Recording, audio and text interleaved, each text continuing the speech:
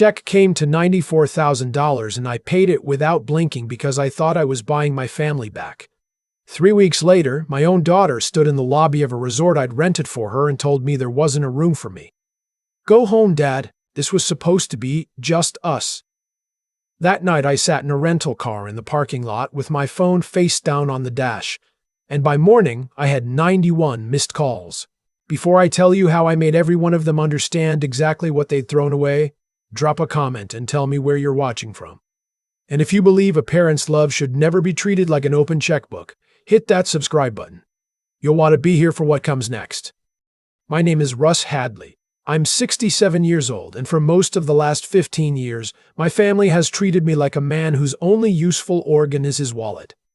I built a regional trucking and cold storage outfit out of Toledo starting in 1981 with one second-hand reefer truck and a handshake loan from a man who's long dead now. By the time I sold my majority stake, we ran 240 trucks across 11 states and moved most of the frozen food you've ever bought at a Midwest grocery store. I'm telling you that, not to brag, but because it matters to what happened. My family forgot what I was. They saw a quiet old man in the Sam's Club fleece who fell asleep in the recliner by 8:30, and they decided that man was harmless. Predictable. Easy to manage. The vacation was my idea. That part I'll own. My wife Carol passed 2 winters ago. Pancreatic fast. The kind of fast that doesn't give you time to say the things you mean to say. We'd always talked about taking the whole family down to the Gulf Coast, to one of those big resorts on Florida's Panhandle where the sand is the color of sugar, and the kids can run themselves stupid in the surf. Carol grew up outside Pensacola. She used to say she wanted to die with her feet in that water, and she didn't get to. And that's been sitting in my chest for 2 years like a swallowed stone. So this past spring I called my daughter Wendy and I told her I wanted to do it, the whole family. A week at a place called the Sandpiper Grand in Destin. My treat, top to bottom. Flights, the suites, the meals, a fishing charter for the grandkids, all of it. I told her to plan it however she wanted, that I'd cover whatever it came to. I wired her $30,000 to start, then another $40,000 when she said the suites needed deposits, then another $24,000 for what she called incidentals in the welcome dinner. $94,000 in the end. I never asked for a single receipt. She was my daughter. You don't audit your own child. I should have seen it in how the planning went. Every conversation we had that spring was Wendy telling me what she needed, never once asking what I wanted. When I said I'd like a room on the lower floor because my knees don't do stairs the way they used to, she said sure, she'd handle it. When I asked if we could do the welcome dinner on the Tuesday so I could have a quiet day to rest after the flight, she said she'd see. She never saw. But I told myself she was busy, that planning a trip for 11 people is a lot, that I was being a fussy old man. I'm good at telling myself things. I've had a lot of practice. My son-in-law Brett, I never warmed to, and I'll admit my read on him was clouded by the fact that he's never held a job longer than the 18 months it takes for people to figure him out. He's the kind of man who talks about deals, always a deal coming, always something about to close, always a reason the money's tight right now but won't be soon. Wendy met him at a wedding 11 years ago and married him 14 months later, and ever since, the rhythm of my life has included a phone call every spring and fall where she explains, gently, that they've hit a rough patch and could I help just this once. I helped every once. That's on me too. The flight's down with the first crack. I'd asked Wendy to book me on the same flight as everyone else. I wanted to travel together, that was half the point. When my boarding pass came through the night before, it was a separate flight. 2 hours later, a connection through Atlanta when everyone else had a direct. I called her and she said the direct sold out, that this was the best she could do, that she was sorry. I believed her. I flew through Atlanta. I sat next to a kid playing a game on his phone with the sound on, and I didn't say anything, and I told myself the trip would be worth it once we were all together. I landed in Fort Walton at almost 9 at night. I texted Brett twice asking if someone could grab me from the airport. It's a 40-minute drive to Destin and I don't see well after dark anymore. He didn't answer either. Text. I took a cab. $68. I remember the exact number because the driver was a Vietnam vet about my age, and we talked the whole way, and he wouldn't let me tip him more than $5. And that small kindness from a stranger is the first thing about that whole trip that didn't make me feel like a wallet on legs. I walked into the lobby of the Sandpiper Grand a little before 10. It's a beautiful place, vaulted ceilings, a water feature, the whole thing smelling like eucalyptus and money. And there in the lobby, like she'd been waiting to catch me before I got further in, was Wendy. She didn't hug me. That's the thing I keep coming back to. My daughter, who I hadn't seen in person in 4 months, didn't come in for a hug. She stood there with her arms crossed loose over a sundress I paid for. And she had the look on her face she used to get as a teenager when she'd already decided something and was just waiting for the fight. "Dad," she said. "Okay, don't be upset." I knew right then. You raise a child, you know their tells. The "don't be upset" is the tell. "What's going on?" I asked. "So here's the thing." She glanced back over her shoulder toward the elevators like she was worried someone might see us. "The rooms. There was a mix-up with the block, and we only ended up with 5 suites instead of 6. And with the kids needing their own space, and Brett's parents flying in Thursday, the math just doesn't work out for everybody. We talked about it, and we think the best thing is you take a couple days here, get some rest, and then head back home. We'll do a proper visit later in the summer, just you and me, I promise." I stood there in a lobby I had paid for, holding a carry-on bag, and I let her words arrange themselves in my head until I understood them. There was no room for me. At a resort I had rented in full. For a vacation I had conceived, paid for, and flown across the country alone in the dark to attend. "You want me to go home," I said. "Not a question. I just needed to hear it in my own voice." "I want you to not put yourself through a stressful week," she said, smooth as anything. And that's when I understood it had been decided long before tonight. Probably weeks before. The separate flight. The connection through Atlanta. The 2 unanswered texts. None of it was a mix-up. They'd built me a slow exit, and they were just now closing the door. Brett came out of the elevator bank then, a drink already in his hand at 10 at night. And he had the gall to clap me on the shoulder like we were old friends. "Hey, Russ. Tough break on the rooms, man. We'll make it up to you." He didn't even slow down saying it. He was already steering Wendy back toward the elevator, his hand on the small of her back, and over his shoulder he said, "There's a Hampton Inn back toward the highway. Real nice. They'll get you sorted." A Hampton Inn. For the man who'd paid for the presidential suite they were sleeping in. Here's the part I'm not proud of. I didn't argue. I didn't raise my voice. 15 years of being managed had trained me to swallow it, and I swallowed it one more time. I said, "All right." I said, "You enjoy your week." And I turned around and walked out of that beautiful lobby and got back in a cab and went to the Hampton Inn back toward the highway, and I sat on the edge of a queen bed under a painting of a seagull. And I did not cry, because I was too far past crying for that. I was somewhere colder than that. I want to tell you what was actually going through my head, because it's not what you'd think. It wasn't grief, not in that moment. It was a kind of terrible clarity. For 2 years since Carol died, I'd been throwing money at these people like a man bailing water out of a sinking boat, hoping that if I just kept them comfortable, they'd let me back into the family. And sitting on that bed, I finally understood that there was no boat. There was no family to buy my way back into. There was just me with a checkbook, and a handful of people who'd learned that the checkbook was the only part of me worth keeping in the room. And I understood one more thing, the thing that changed everything. They had no idea who they were dealing with. They saw the fleece and the recliner and the early bedtime. They didn't know that I still held the original reservation contract on the Sandpiper Grand in my own name. They didn't know I paid for every dollar of that week on my own American Express, which meant every dollar of it was mine to control. They thought they'd won. They thought the old man had gone quietly to the Hampton Inn to lick his wounds. I pulled out my phone. It was almost 11. I called the one person on earth I still trusted completely.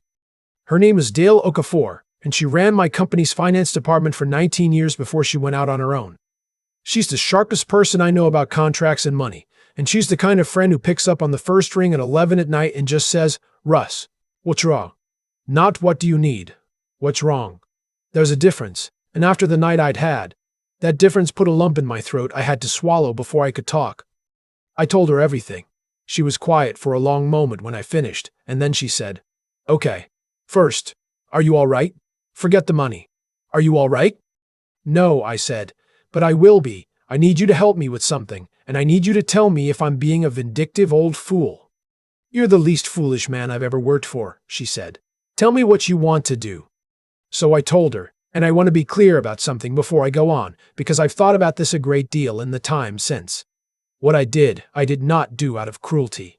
I'm not a cruel man. I did it because for the entire second half of my life I had confused being generous with being a doormat, and I had finally, at 67 years old, run out of the willingness to be walked on. There's a difference between revenge and a reckoning. Revenge is about hurting someone. A reckoning is about making someone finally face the truth of what they've done. What I wanted was a reckoning.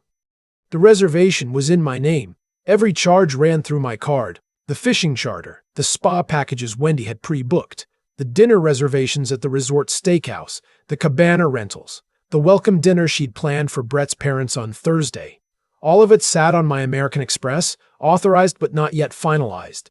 The way resorts do it, holding the charges against your card for the length of the stay. Dale walked me through it on the phone that night, line by line. I had not just the right, but the simple practical power to unwind every piece of it. "Here's what I want," I told her. "I don't want to embarrass the grandchildren. None of this touches the kids.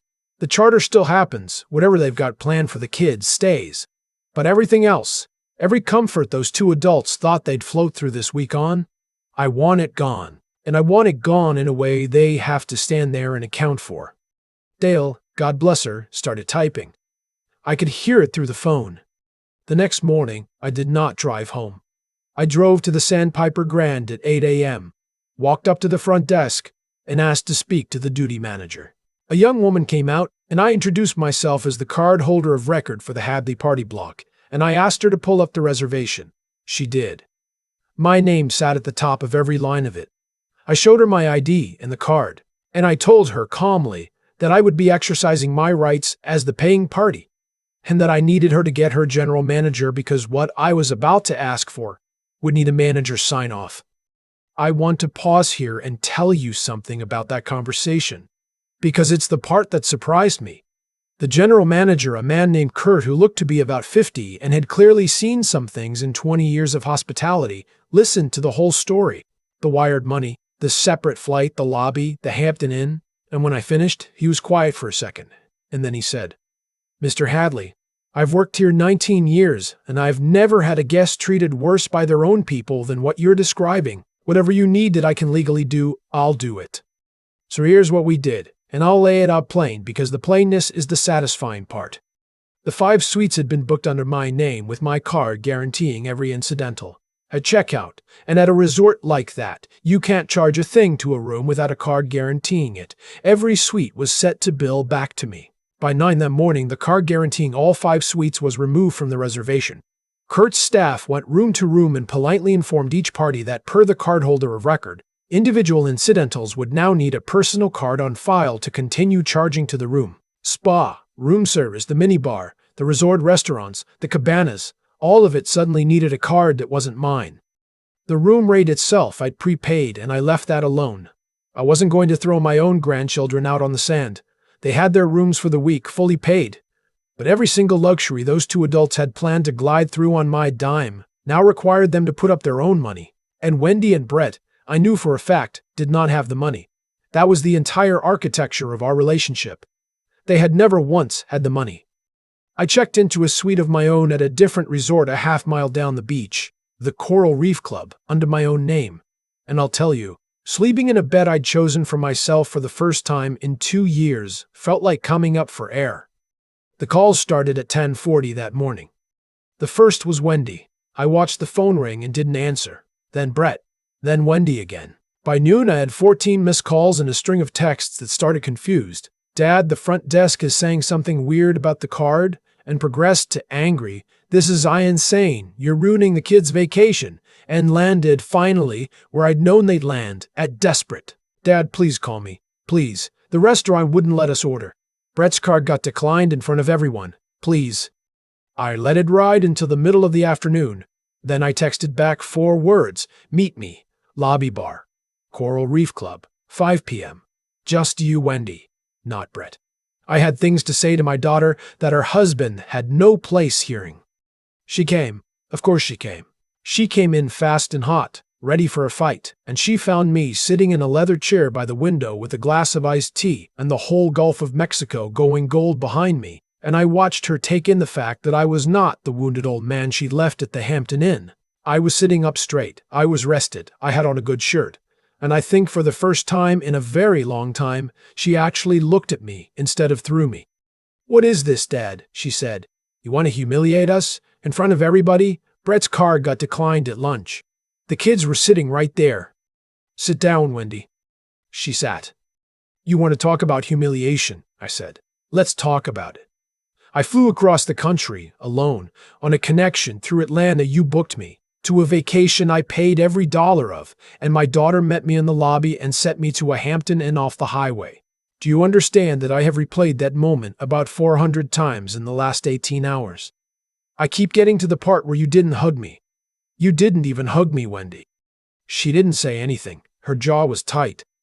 "I'm not going to yell at you," I said. "I'm too old and too tired, and I love you too much even now to yell. So I'm just going to tell you the truth, and you're going to sit there and hear it. Here's the truth. Your mother and I built something out of nothing. We were poor for a long time. Poor in a way you've never been a day in your life. And we worked, and we got somewhere.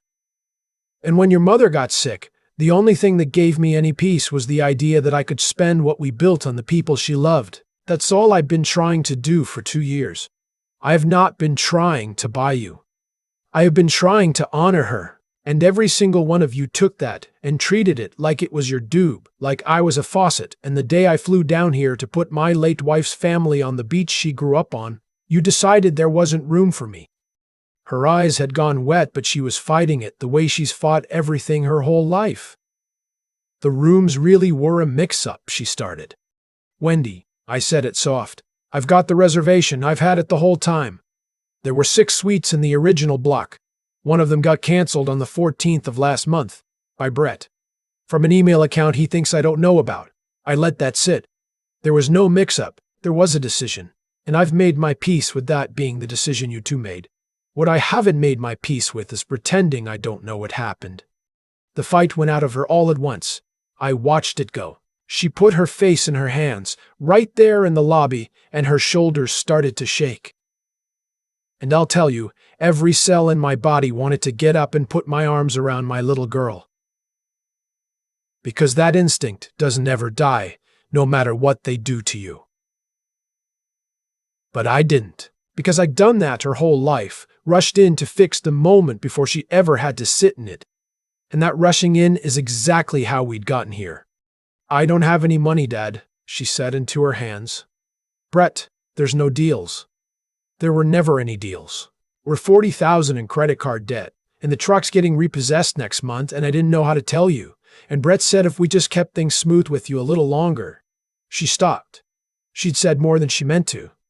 And there it was, the whole rotten foundation, finally showing itself. "A little longer until what?" I asked, quiet. She wouldn't look at me. "Until I died," I said. "Keep things smooth with the old man until he dies, and it all comes to you anyway. That was the plan. That's why there's no room for me on the vacation, but there's room for me in the will." "That was him," she whispered. "That was always him." "Maybe," I said, "but you married him, and you flew me through Atlanta, and you sent me to the Hampton Inn." We sat there a long time, the two of us, while the sun went down over the water Carol grew up on. And then I told her the rest of what I'd decided, and this is the part the people who only want blood won't like. But I'm going to tell it anyway because it's the truth of what I did, and I won't dress it up to be more vicious than it was. I told Wendy I was not giving Brett another dollar as long as he drew breath, that the spring and fall phone calls were over, that if she stayed with a man who'd canceled her own father's room and planned the life around waiting for him to die, that was her choice, but she'd be making it on her own money and she'd best go find some. But I also told her this. I told her that the next morning I was driving her, alone, to a lawyer's office in Destin that Dale had already lined up, that I would pay off the $40,000 in credit card debt, hers, not Brett's, on one condition, that it went into an account in her name only, that Brett never touched a cent of it, and that she sat down with a financial counselor I'd pay for, once a month, for a year. Not because she earned it, she hadn't. But because she was Carol's daughter, and somewhere under 15 years of letting a small man make her small, there was still the kid who used to ride in the cab of my reefer truck on Saturday mornings singing along to the radio. And I wasn't ready to bury that kid yet. Carol wouldn't have let me. "Why would you do that for me?" she said, "after what I did?" "Because being your father isn't a thing you can cancel from an email account I'm not supposed to know about," I said. "I can stop being your bank. I can't stop being your dad. I just finally learned those were two different jobs." Brett, I never spoke to again.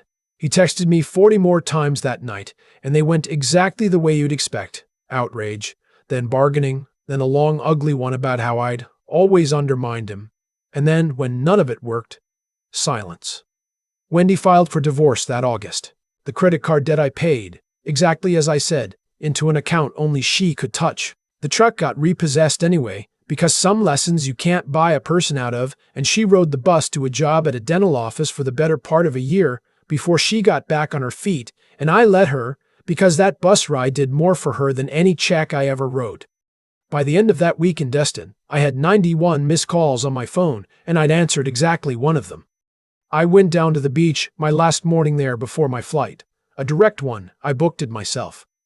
It was early and the sand was empty and cool. I walked down to where the water came up over my feet, the same water Carol used to talk about.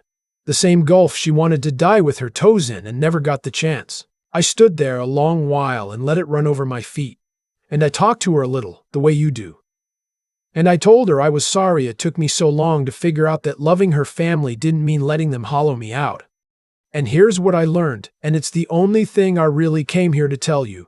For 15 years I thought the most loving thing I could do was give and never count the cost, and I had it exactly backwards. Love that has no limits isn't love. It's just fear wearing love's coat. Fear of being left, fear of being alone, fear of being a 67-year-old man in an empty house. The day I stopped being afraid of being alone was the day I stopped being usable, and being usable, I finally understood, had never once been the same thing as being loved. If you're out there and you've spent years being treated like a checkbook with a heartbeat, hear me. Your worth was never the money. The people who only show up when you're useful were never really showing up for you at all. And the day you find the nerve to put your dignity down on the table next to your wallet, you find out fast who's still sitting across from you when the wallet's empty. I lost a son-in-law I never should have trusted. I almost lost a daughter, and I think we're going to be all right, she and I, in time. And I got back something I'd handed away so slowly over 15 years that I never felt it go, myself. Would you have paid off that debt, or did she lose the right to your help the moment she sent you to that Hampton Inn? Tell me in the comments. I read everyone, and if any part of this hit home, subscribe, and I'll see you in the next one. For 2 years after Carol died, I kept signing checks because I was scared. I see that now, standing in this quieter house. Every dollar I wired to Wendy, every just this once I gave to Brett, wasn't generosity. It was me trying to buy my way out of being alone. And the strange thing about fear dressed up as love is that the people around you can smell it. Brett smelled it first. He built a whole life around the idea that if he kept me comfortable and quiet, I'd keep the faucet running until I died. And it all fell into their laps. That was the plan in the Sandpiper lobby. That was the plan behind the flight through Atlanta. None of it was an accident. Things don't just happen to you at 67. They happen because of choices, yours and theirs, lined up like dominoes over years. I let myself be used, so I got used. That's the plain arithmetic of it. And I had to stop flinching from it before anything could change. What turned it around wasn't the money. I had money the whole time. What I didn't have, for 15 years, was the spine to draw a line and the clear head to draw it in the right place. The night I called Dale from that Hampton Inn, I finally used both. I didn't lash out blind.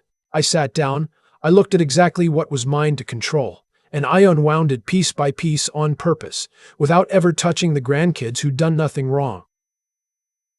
There's a difference between blowing up at people and actually thinking your way out of a trap. Anger feels like strength, but it's the cold, careful thinking that actually frees you. And then there was the hard part, harder than any of it. Holding the line the next morning when Wendy cried in that lobby and every instinct in my body screamed at me to rush in and fix it like I always had, Doing right by her meant not rescuing her from the consequences. It meant paying off her debt but making her ride the bus to that dental office for a year anyway. Because some things a check can't teach. Loving her well took more out of me than loving her easy ever did. So if you're sitting where I was, hollowed out by people who only call when you're useful, hear me. Build the kind of character that won't let you be bought, the kind of clear judgment that knows the difference between a reckoning and revenge, and the kind of steady backbone that can stand in a lobby and not cave when your own child cries. I gave away my dignity one check at a time, so slow I never felt it leave. Getting it back cost me a son-in-law and nearly a daughter. It was the best money I ever spent, and the only thing I bought was myself.